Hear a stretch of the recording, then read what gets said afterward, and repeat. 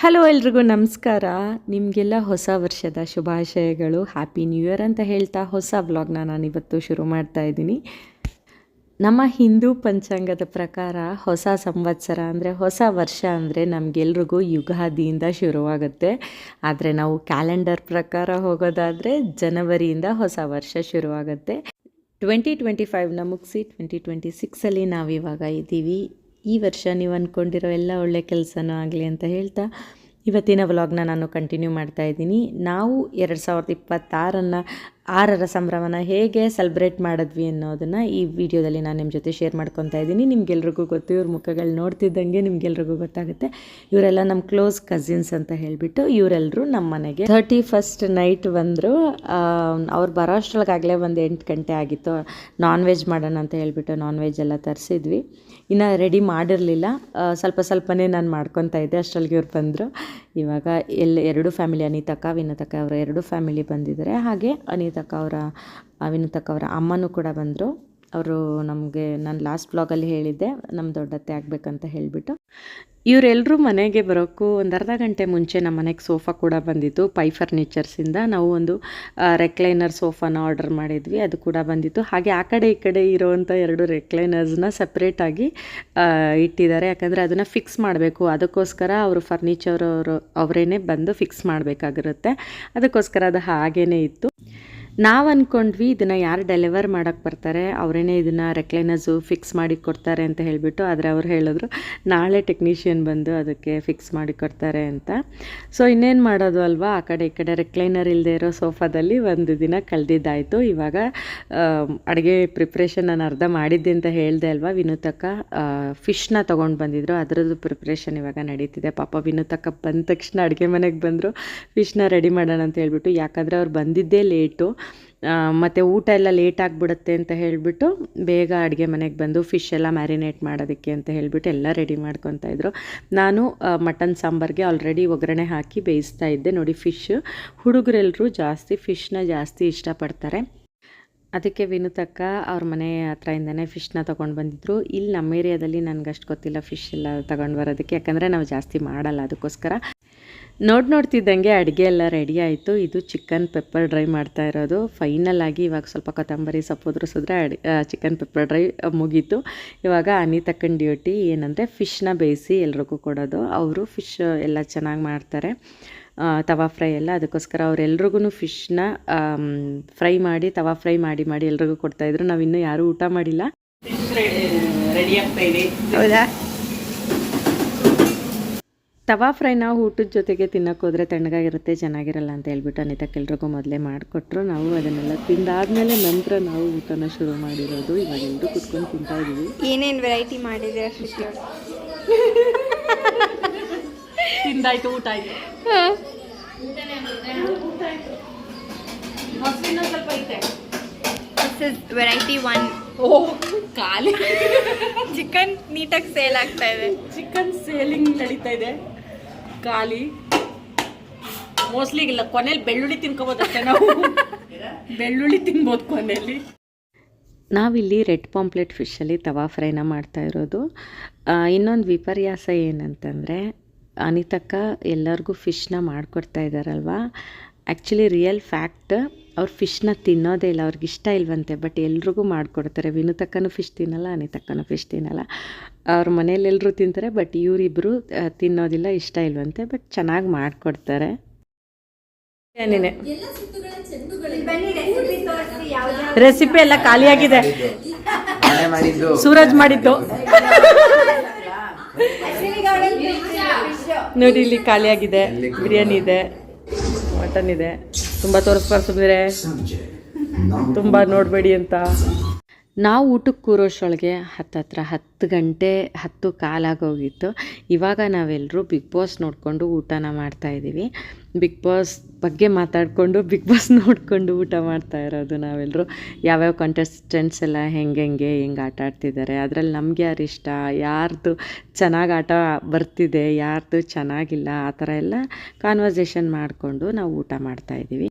ಹಾಗೆಯೇ ಧ್ರುಪದ್ನ ನಾವೆಲ್ಲರೂ ಸೂರಜ್ ಅಂತ ರೇಗಿಸ್ತಿರ್ತೀವಿ. ಯಾಕಂದರೆ ಅವನನ್ನು ನೋಡಿದ ತಕ್ಷಣ ಬಿಗ್ ಬಾಸ್ ಕಂಟೆಸ್ಟೆಂಟ್ ಸೂರಜ್ ಥರನೇ ಕಾಣಿಸ್ತಾನೆ. ಅದಕ್ಕೋಸ್ಕರ ಸೂರಜ್ ಇವನು ಅಂತ ಎಲ್ಲರೂ ಅವನನ್ನು ರೇಗಿಸ್ತಿರ್ತೀವಿ. ಲಾಸ್ಟಲ್ಲಿ ನಮ್ಮ ಮನೆಯವರು ಲೇಟಾಗಿ ಬಂದ್ರೂ ಲೇಟೆಸ್ಟಾಗಿ ಬಂದುಬಿಟ್ಟು ಹರ್ಷನ್ನೇನೋ ರೇಗಿಸ್ತಾ ಇದ್ದಾರೆ. ಅವಳು ಏನಂತ ಗೊತ್ತಾಗ್ತಿಲ್ಲ, ಬರೀ ನಗಾಡ್ತಾ ಇರೋದು ಅಷ್ಟೇ. ಮೇಲ್ಗಡೆ ರೂಮಲ್ಲಿ ಚೆರಿ, ಹರ್ಷು, ಧ್ರುಪದ್ ಮತ್ತು ನನ್ನ ಮಗಳು 4 ಜನ ಕೂತ್ಕೊಂಡು ಏನೋ ಮಾಡ್ತಿದ್ರು ಅನಿಸುತ್ತೆ. ಆಮೇಲೆ ನಮ್ಮ ಮನೆಯವ್ರ ಮಧ್ಯಕ್ಕೆ ಹೋಗಿದ್ದಾರೆ. ಇವರೇನೋ ಡ್ಯಾನ್ಸ್ ಮಾಡಿದ್ದಾರೆ, ಅದ್ರದ್ದು ವೀಡಿಯೋ ಮಾಡ್ಕೊಂಡ್ಬಿಟ್ಟಿದ್ದಾರೆ ಇವರು. ಅದಕ್ಕೆ ಅವರು ತೋರಿಸು, ಡಿಲೀಟ್ ಮಾಡು ಅಂತ ಏನೋ ರೇಗಿಸ್ತಿದ್ದಾರೆ. ಅವಳಿಗೆ ಬಿಡ್ತಿಲ್ಲ, ಅವಳು ತೋರಿಸೋರ್ಗೂ ಬಿಡ್ತಿಲ್ಲ, ಆದರೆ ಅವಳಂತೂ ತೋರಿಸ್ತಾ ಇಲ್ಲ. ಇವ್ರು ಮಾತಾಡೋದಕ್ಕೆ ಅವ್ರು ಬಿದ್ದು ನಗಾಡ್ತಾ ಇದ್ದಾರೆ. ನಮ್ಮ ಮನೆಯವ್ರು ಸ್ವಲ್ಪ ಪಾರ್ಟಿ ಮೂಡಲ್ಲಿರ್ತಾರೆ.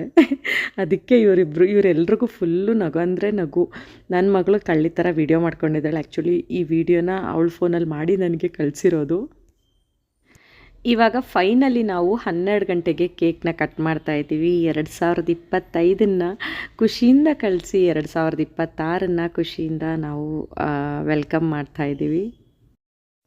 ಕೇಕೆಲ್ಲ ಕಟ್ ಮಾಡಿ ಒಬ್ರಿಗೊಬ್ರು ವಿಶ್ ಮಾಡಿ ಎಲ್ಲರೂ ಕೂಡ ಕೇಕ್ನ ತಿಂದು ಹಾಗೆಯೇ ಫೋಟೋ ಸೆಷನ್ ಎಲ್ಲ ಮಾಡಿಕೊಂಡು ನಾವು ಮಲ್ಕೊಳ್ಳೋ ಅಷ್ಟರೊಳಗೆ ಆಲ್ರೆಡಿ 1 ಗಂಟೆ ಹತ್ತತ್ರ ಆಗೋಗ್ಬಿಟ್ಟಿತ್ತು. ಬೇಗ ಮಲಗಬೇಕು, ನಾಳೆ ಬೇಗ ಎದ್ದೋಗಬೇಕು ಅಂತ ಹೇಳಿಬಿಟ್ಟು ಎಲ್ಲರೂ ಮಲ್ಕೊತಾ ಇದ್ವಿ. ಎಷ್ಟು ಮಲ್ಗೋಕ್ಕೆ ಟ್ರೈ ಮಾಡಿದ್ರು ನಾವು ಲೇಟಾಗೇ ಆಗ್ತಿತ್ತು ಮಲಗೋದು.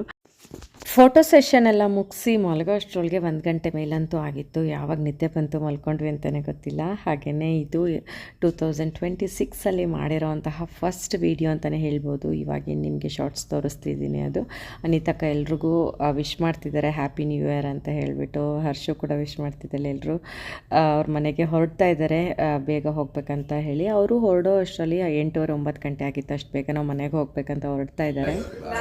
ಇಪ್ಪು ಈ ಥರನೇ ಹೋಯ್ತೀಯ ಕಾಲೇಜ್ಗೆ? ಬಾಯ್ ಸರಿ.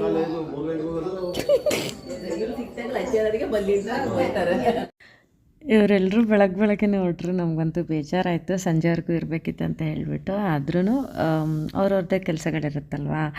ವೀಕೆಂಡ್ ಆದರೆ ಒಂದು ಪಕ್ಷ ಲೇಟಾಗಿ ಹೋಗ್ಬೋದು. ಅದು ಅಲ್ಲದೆ ವೀಕ್ ಡೇ ಬೇರೆ ಬಂದಿರೋದ್ರಿಂದ ಪಾಪ ಅವರು ಬೇಗನೆ ಹೊರಟ್ರು. ನಾನು ಇವತ್ತು ತಿಂಡಿನ ಇಡ್ಲಿ ಮಾಡಿದ್ದೆ, ಹಾಗೆ ಚಟ್ನಿ ಮಾಡಿದ್ದೆ. ಇವ್ರು ಯಾರೂ ಗುರುವಾರ ತಿನ್ನೋದಿಲ್ಲ ಗುರುವಾರ ನಾನ್ ವೆಜ್ನ ತಿನ್ನೋದಿಲ್ಲ. ಅದಕ್ಕೋಸ್ಕರ ನಾನು ಇಡ್ಲಿ ಚಟ್ನಿ ಮಾಡಿದ್ದೆ. ನಮ್ಮ ಮನೆಯಲ್ಲಿ ಎಲ್ಲರೂ ನಾವು ಗುರುವಾರ ತಿಂತೀವಿ. ನಮಗೆ ಇಡ್ಲಿ ಮತ್ತು ಸಾಂಬಾರು, ಇವ್ರಿಗೆ ಮಾತ್ರ ಇಡ್ಲಿ ಮತ್ತು ಚಟ್ನಿ. ಇವಾಗ ಹೊರಡ್ತಾ ಇದ್ದಾರೆ.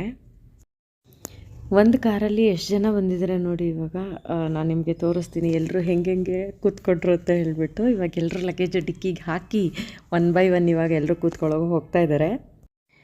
ನಾನು ಕೇಳ್ತಾ ಇದ್ದೀನಿ ಹರ್ಷನ, ಹೆಂಗೆ ಬಂದ್ರಿ ಒಂದೇ ಕಾರಲ್ಲಿ ಇಷ್ಟೊಂದು ಜನ ಅಂತ ಹೇಳ್ಬಿಟ್ಟು. ಅದಕ್ಕೆ ಅವಳು ನನಗೇನು ಹೇಳಿದ್ ಗೊತ್ತಾ, ನಾನು ಚಿಕ್ಕ ಹುಡುಗಿ ಅಲ್ವಾ, ಅದಕ್ಕೆ ನಾನು ಒಬ್ಬರು ತೊಡೆ ಮೇಲೆ ಕೂತ್ಕೊಂಡು ಹಾಗೆ ಬಂದೆ. ಇವರೆಲ್ಲರೂ ಸೀಟ್ ಮೇಲೆ ಕೂತಿದ್ರು ಅಂತ ಹೇಳ್ಬಿಟ್ಟು. ಆ್ಯಕ್ಚುಲಿ ಅವಳು ಇಂಜಿನಿಯರಿಂಗ್ ಓದ್ತಾ ಇರೋದು, ಆದರೆ ಎಲ್ರಿಗಿನ್ನೂ ಚಿಕ್ಕ ಹುಡುಗಿ ಥರನೇ ಕಾಣಿಸೋದು. ಆ ಥರ ಬಾಡಿನ ನೀಟಾಗಿ ಮೇಂಟೈನ್ ಮಾಡಿದ್ದಾಳೆ. ಅದಕ್ಕೋಸ್ಕರ ಇವಾಗ ಹೇಳ್ತಾ ಇರೋದು, ನಾನು ಚಿಕ್ಕ ಹುಡುಗಿ ಹಿಂಗೆ ಬಂದೆ ಅಂತ ಹೇಳ್ಬಿಟ್ಟು. ಇವಾಗ ನೋಡಿ ಕಾರ್ ಹತ್ರ ಹೋಗ್ಬಿಟ್ಟು ನಿಮಗೆ ತೋರಿಸ್ತೀನಿ ಹೆಂಗೆ ಕೂತ್ಕೊಂಡು ಹೆಂಗೆ ಹೋಗ್ತಾ ಇದ್ದಾರೆ ಅಂತ ಹೇಳ್ಬಿಟ್ಟು. ಅನಿತಕ್ಕ ಫ್ರಂಟ್ ಸೀಟ್ ಇಟ್ಕೊಂಡು ಕೂತ್ಕೊಂಡ್ಬಿಡ್ತಾರೆ. ನೀಟಾಗಿ ಕೂತ್ಕೊಂಡ್ರು ಅವರು ಫ್ರಂಟ್ ಸೀಟ್ ಇಟ್ಕೊಂಡು. ವಿರುತಕ್ಕ ತಳ್ತಾ ಇದ್ದಾರೆ, ಹೋಗೇ ಬಂದಕ್ಕೆ ನೀನು ಸ್ವಲ್ಪ ಜಾಗ ಇಲ್ಲ ಅಂತ ಹೇಳ್ಬಿಟ್ಟು. ನೆಕ್ಸ್ಟ್ ಇವಾಗ ನಮ್ಮ ಸೂರಜ್ ಕೂತ್ಕೊತಾನೆ. ಸೂರಜ್ ತೊಡೆ ಮೇಲೆ ಚರಿ ಕೂತ್ಕೊತಾಳೆ. ಹಂಗೋ ಹಿಂಗೋ ಮಾಡಿಕೊಂಡು ಇವಾಗ ಹೊರಟ್ರು ಇವರು ಎಲ್ಲರೂ 1 by 1 ಎಲ್ಲ ಕೂತ್ಕೊಂಡು ನೀಟಾಗಿ ಹೊರಡ್ತಾ ಇದ್ದಾರೆ. ಕಂಫರ್ಟ್ ಆಗಿದೆಯಾ? ಸುಖಕರವಾಗಿರಲಿ ನಿಮ್ಮ ಪಯಣ. ಅವ್ರು ನೋಡು. ಅಣ್ಣ ಆಯಿತು, ಬಾಯ್ ಬಾಯ್ ಬಾಯ್ ಬಾಯ್ ಬಾಯ್. ಇವಾಗ ಟೈಮ್ ಒಂದು 10:30 11 ಗಂಟೆ ಅಷ್ಟು ಆಗಿದೆ. ಇವಾಗ ಸೋಫಾದು ರೆಕ್ಲೈನರ್ಸ್ನ ಫಿಕ್ಸ್ ಮಾಡೋದಕ್ಕೆ ಅಂತ ಹೇಳಿ ಟೆಕ್ನಿಷಿಯನ್ ಕೂಡ ಬಂದಿದ್ದರು. ನಿನ್ನೆ ಬರೀ ರೆಕ್ಲೈನರ್ಸ್ನ ಸಪ್ರೇಟ್ ಇಟ್ಟೋಗಿದ್ರು ನೋಡಿ, ಅದನ್ನು ಫಿಕ್ಸ್ ಮಾಡೋದು. ಅದನ್ನು ಹೇಗೆ ಫಿಕ್ಸ್ ಮಾಡೋದು ಅಂತ ನಾನು ನಿಮಗೆ ತೋರಿಸ್ತೀನಿ. ನಿನ್ನೆ ಆ್ಯಕ್ಚುಲಿ ನಮ್ಮ ಮನೆಯವರು ಬುಕ್ ಮಾಡಿ ಬಂದಿದ್ದು ವಿತೌಟ್ ರೆಕ್ಲೈನರ್ ಇರೋವಂತಹ ಸೋಫಾನ. ಆಮೇಲೆ ಹೋಗ್ಬಿಟ್ಟು ನಾನು ರೆಕ್ಲೈನರ್ ಇರಲಿ ಅಂತ ತೊಗೊಂಡು ಬಂದಿದ್ದು. ಯಾಕೆ ಅಂತ ಹೇಳ್ತೀನಿ ಕೇಳಿ. ನಾವಿರೋದು ಬಾಡಿಗೆ ಮನೆಯಲ್ಲಲ್ವಾ. ಇವಾಗ ನಾವು ಒಂದು ಮನೆಯಿಂದ ಇನ್ನೊಂದು ಮನೆಗೆ ಶಿಫ್ಟ್ ಮಾಡಬೇಕಾಗಿರುತ್ತೆ. ಆವಾಗ ಕೆಲವೊಂದು ಕಡೆ ಡೋರ್ಸಲ್ಲಿ ಒಳಗಡೆ ಬರೋದು ಕಷ್ಟ ಆಗುತ್ತೆ. ಏನೋ ಇಲ್ಲೇ ಫಿಕ್ಸ್ ಆಗಿರುತ್ತೆ ಅಂದರೆ ಅದೊಂಥರ ಓಕೆ, ಒಂದು ಸಲ ತಂದಮೇಲೆ ಅನ್ಬೋದು. ಬಟ್ ನಾವು ಇನ್ನೊಂದು ಮನೆಗೆ ಏನಾದರೂ ಶಿಫ್ಟ್ ಮಾಡಬೇಕು ಅಂದಾಗ ತುಂಬಾ ಕಷ್ಟ ಆಗುತ್ತೆ. ಒಳಗಡೆ ಡೋರಿಂದ ಎಲ್ಲ ಬರೋದಿಲ್ಲ. ಮೇನ್ ಡೋರಿಂದನೇ ಸೋಫಾಗಳು ಎಲ್ ಶೇಪಲ್ಲಿರೋದು ಆ ಥರ ಎಲ್ಲ ತೊಗೊಂಡು ಬರೋದು ತುಂಬಾ ಕಷ್ಟ ಆಗುತ್ತೆ. ಅದಕ್ಕೋಸ್ಕರ ನಾನು ಹೋಗಿ ನನಗೆ ಸೋಫಾ ತರೋದೇ ಬೇಡ ಅಂತ ಇತ್ತು. ಆದರೆ ನಮ್ಮ ಮನೆಯವರು ಆಸೆಪಟ್ಟು ಸೋಫಾ ಬೇಕಂತ ಹೇಳಿಬಿಟ್ಟು ತೊಗೊಂಡು ಬಂದರು. ಅವರೇನು ತಿಳ್ಕೊಂಡ್ರು ಡೋರಿಂದ ಈಸಿಯಾಗಿ ಬರುತ್ತೆ ಅಂತ ಹೇಳಿಬಿಟ್ಟು, ಅದು ಆ್ಯಕ್ಚುಲಿ ಬರ್ತಿರಲಿಲ್ಲ. ನಾನು ಹೋಗಿ ಮತ್ತೆ ಅಲ್ಲಿ ಮಾತಾಡಿ ಅವರು ರೆಕ್ಲೈನರ್ಗೂ ಅದಕ್ಕೂ ಏನು ವ್ಯತ್ಯಾಸ ಅಂದರೆ, ರೆಕ್ಲೈನರ್ನ ರಿಮೂವ್ ಮಾಡ್ಬೋದು. ನೀವು ನೋಡ್ತಾ ಇರ್ಬೋದು ಆ ಕಡೆ ಈ ಕಡೆ ಏನು 2 ಸೀಟರ್ಸ್ ಇದೆ ಅದನ್ನು ಮೇಲ್ಗಡೆದನ್ನು ರಿಮೂವ್ ಮಾಡ್ಬೋದು. ಅದನ್ನು ರಿಮೂವ್ ಮಾಡಿದಾಗ ಡೋರಿಂದ ಈಸಿಯಾಗಿ ಬರುತ್ತೆ. ಅದಕ್ಕೋಸ್ಕರ ನಾನು ರೆಕ್ಲೈನರ್ನ ಚೂಸ್ ಮಾಡಿದ್ದು. ಇಲ್ಲಾಂದರೆ ನಾರ್ಮಲ್ ಸೋಫಾನೇ ಓಕೆ ಅನ್ನಿಸ್ತಿತ್ತು. ಇದೇ ಸೋಫಾದಲ್ಲಿ ವಿತೌಟ್ ರೆಕ್ಲೈನರ್ನ ಅವರು ಬುಕ್ ಮಾಡಿದ್ದಿದ್ದು. ನಾನು ಬೇಡ ಅಂತ ಹೇಳಿಬಿಟ್ಟು ಅಲ್ಲಿ ಹೋಗಿ ಎಲ್ಲ ಮಾತಾಡಿದಾಗ ರೆಕ್ಲೈನರ್ಸ್ನ ರಿಮೂವ್ ಮಾಡಿ ಒಳಗಡೆ ತೊಗೋಬೋದು ಅಂತ ಹೇಳಿದ್ರು. ಆ ಒಂದು ಪರ್ಪಸ್ ಇಂದಾಗಿ ನಾನು ರೆಕ್ಲೈನರ್ನ ಚೂಸ್ ಮಾಡ್ಕೊಂಡಿದ್ದು. ಮಧ್ಯ ಇರೋ ಸೀಟನ್ನು ಆ್ಯಕ್ಚುಲಿ ಅವ್ರು ರಿಮೂವ್ ಮಾಡಬಹುದು, ಮಾಡಿಕೊಡ್ತೀವಿ ಅಂತ ಹೇಳಿದರು. ಬಟ್ ಏನೋ ಅದು ರಿಮೂವ್ ಮಾಡಿರಲಿಲ್ಲ. ಇಟ್ಸ್ ಓಕೆ, ಹೆಂಗೋ ತೊಗೊಂಡು ಬಂದರು. ಸ್ವಲ್ಪ ಕಷ್ಟನೇ ಆಯಿತು, ಆದರೂ ಪರವಾಗಿಲ್ಲ ತೊಗೊಂಡು ಬಂದರು. ಇವಾಗ ಅವರು ನೀಟಾಗಿ ಅದನ್ನು ಫಿಕ್ಸ್ ಮಾಡಿ ಕೊಡ್ತಾ ಇದ್ದಾರೆ.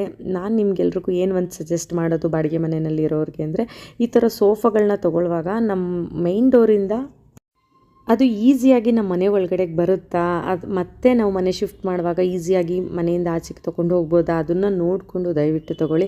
ತೊಗೊಂಡು ಬರುವಾಗ ಸ್ವಲ್ಪ ಎಲ್ಲದಕ್ಕೂ ಮನೆಗೆಲ್ಲ ಡ್ಯಾಮೇಜ್ ಮಾಡೋದು ಅಥವಾ ಸೋಫಾಗೆ ಡ್ಯಾಮೇಜ್ ಮಾಡೋದು ಅದೆಲ್ಲ ಪರ್ಸ್ನಲ್ಲಾಗಿ ನನಗೆ ಇಷ್ಟ ಆಗೋದಿಲ್ಲ.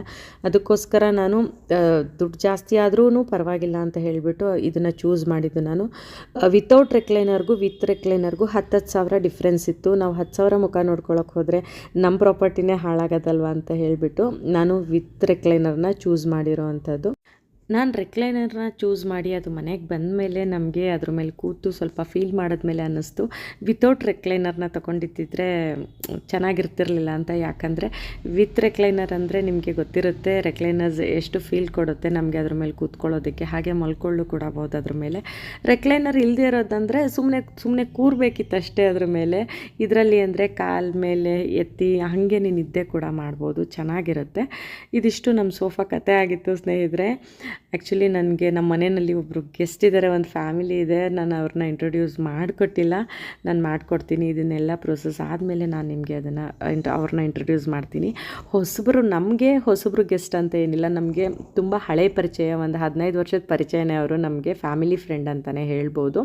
ಅವ್ರನ್ನ ನಾನು ನಿಮಗೆ ಇಂಟ್ರೊಡ್ಯೂಸ್ ಮಾಡಿಸ್ತೀನಿ. ಆ್ಯಕ್ಚುಲಿ ಈ ವಿಡಿಯೋನ ನನಗೆ ಮಾಡಿಕೊಡ್ತಿರೋದು ಅವರೇ. ಅಕ್ಕ ನೀವು ಅಲ್ಲಿ ಕೂತ್ಕೊಂಡು ಎಲ್ಲ ಮಾಡಿ ಅಕ್ಕ, ನಾನು ವಿಡಿಯೋ ಮಾಡಿಕೊಡ್ತೀನಿ ಅಂತ ಹೇಳಿಬಿಟ್ಟು ನಾನಿವಾಗ ರೆಕ್ಲೈನರ್ಸ್ ಎಲ್ಲ ಟ್ರೈ ಮಾಡ್ತಾಯಿದ್ದೀನಿ, ಹೆಂಗೆ ಫೀಲ್ ಇರುತ್ತೆ ಅಂತ ಹೇಳಿಬಿಟ್ಟು. ಎರಡೂ ಕಡೆ ಆ ಕಡೆ ಈ ಕಡೆ ಎರಡೂ ಕಡೆ ರೆಕ್ಲೈನರ್ಸ್ ಓಪನ್ ಆಗುತ್ತೆ, ಮಧ್ಯದ ಮಾತ್ರ ಓಪನ್ ಆಗೋದಿಲ್ಲ. ಬಟ್ ನಾವು ಏನಾದರೂ ಶಿಫ್ಟಿಂಗ್ ಪರ್ಪಸ್ ಇದ್ದಾಗ ಅದನ್ನು ರಿಮೂವ್ ಮಾಡಬಹುದು ಅಂತ ಹೇಳಿದ್ದಾರೆ. ಗೊತ್ತಿಲ್ಲ ನನಗೂ, ಅದನ್ನು ರಿಮೂವ್ ಮಾಡಿ ತೊಗೊಂಡು ಹೋಗ್ಬೋದು ನಾವು ಅಂತ ಹೇಳಿಬಿಟ್ಟು. ಇವಾಗ ಸೋಫಾ ಎಲ್ಲ ಚೆಕ್ ಆಯಿತು. ಈ ಕಲರ್ಗೆ ಒಂದು ಸೋಫಾಗೆ ಮೇಲ್ಗಡೆ ಮ್ಯಾಟ್ ಹಾಕಲಿಲ್ಲ ಅಂದರೆ ಇದು ನಿಜವಾಗ್ಲೂ ಗಲೀಜಾಗೋದಂತೂ ಖಂಡಿತವಾಗ್ಲೂ. ಇದಕ್ಕೊಂದು ಮ್ಯಾಟ್ನ ತರಿಸ್ಬೇಕು, ಸೋಫಾ ಮ್ಯಾಟು. ಅದನ್ನು ಕೂಡ ನಾನು ನಿಮಗೆ ನೆಕ್ಸ್ಟ್ ವೀಡಿಯೋದಲ್ಲಿ ಅದನ್ನು ಶೇರ್ ಮಾಡ್ಕೊತೀನಿ. ಸೋಫಾ ಮ್ಯಾಟ್ ಯಾವ ರೀತಿ ತರಿಸ್ದೆ ಅಂತ ಹೇಳಿಬಿಟ್ಟು ಆನ್ಲೈನಲ್ಲೇ ಕೂಡ ತರಿಸಿದ್ದೀನಿ, ಅದನ್ನು ಶೇರ್ ಮಾಡ್ತೀನಿ ನಿಮ್ಮ ಜೊತೆ ನಾನು. ಇವಾಗ ನಾನು ಇವ್ರನ್ನ ಇಂಟ್ರೊಡ್ಯೂಸ್ ಮಾಡ್ತಾಯಿದ್ದೀನಿ. ಇವರು ರವೀಂದ್ರ ಅಣ್ಣ ಅಂತ ಹೇಳಿಬಿಟ್ಟು, ಹಾಗೆ ಇವರು ಪ್ರಿಯಾಂಕ ಅಂತ ಹೇಳಿಬಿಟ್ಟು. ಇವರು ನಮ್ಮ ಮನೆಯವರು ಫ್ರೆಂಡ್ ಫ್ಯಾಮಿಲಿ. ರವೀಂದ್ರ ಅಣ್ಣ ನಮ್ಮ ಮನೆಯವ್ರಿಗೆ ತುಂಬ ಹಳೆ ಪರಿಚಯ, ನನಗೇನೆ 15 ವರ್ಷದಿಂದ ಗೊತ್ತಂದರೆ ರವೀಂದ್ರ ಅಣ್ಣ ಇವರೆಲ್ಲ ಕ್ಲಾಸ್ಮೇಟ್ಸ್ ಆಯಿತಾ, ಜೊತೆಗೆ ಓದಿರೋರು. ಇವಾಗ ಮೇ ಬಿ ಇದೇ ಫಸ್ಟ್ ಟೈಮ್ ಇವರೆಲ್ಲರೂ ನನ್ನ ವ್ಲಾಗಲ್ಲಿ ಬರ್ತಾ ಇರೋದು ಅಂತ ಅಂದ್ಕೊಳ್ತಾ ಇದ್ದೀನಿ. ನಾನು ಇಷ್ಟು ವರ್ಷ ಬಂದಿಲ್ಲ ಅಂತ ಅನ್ಕೊತೀನಿ, ಹಳೆ ವ್ಲಾಗ್ಸಲ್ಲಿ ಗೊತ್ತಿಲ್ಲ, ನಂಗೆ ಮರ್ತೋಗಿದೆ. ಅವ್ರಿಗಿಬ್ಬರು ಮಕ್ಕಳಿದ್ದಾರೆ, ಚೆರಿ ಚೀಕು ಅಂತ ಹೇಳಿಬಿಟ್ಟು. ಚೆರಿ ಬಂದು ಏನು ಪ್ರೆಪ್ ಓದ್ತಾ ಇದ್ದಾಳೆ, ಚೀಕು ಇನ್ನೂ ಪುಟಾಣಿ ಮಗು, ಒಂದು 2 ವರ್ಷನೂ ಕಂಪ್ಲೀಟ್ ಆಗಿಲ್ಲ. ಮೇ ಬಿ ನೆಕ್ಸ್ಟ್ ಮಂತ್ ಅಂದರೆ ಫೆಬ್ರವರಿ ಮಂತಿಗೆ 2 ವರ್ಷ ಕಂಪ್ಲೀಟ್ ಆಗ್ಬೋದು.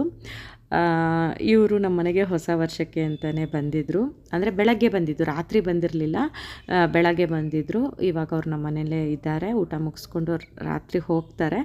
ನಮ್ಮ ಮನೆಯವ್ರಿಗೆ ಚಿಕ್ಕ ಮಕ್ಕಳಂದರೆ ತುಂಬಾ ಇಷ್ಟ, ಅವ್ರನ್ನ ಆಟ ಆಡಿಸ್ತಾ ಇರ್ತಾರೆ. ಶುಚಿನೂ ಅಷ್ಟೇ ತುಂಬ ಚೆನ್ನಾಗಿ ಆಟ ಆಡಿಸ್ತಾರೆ.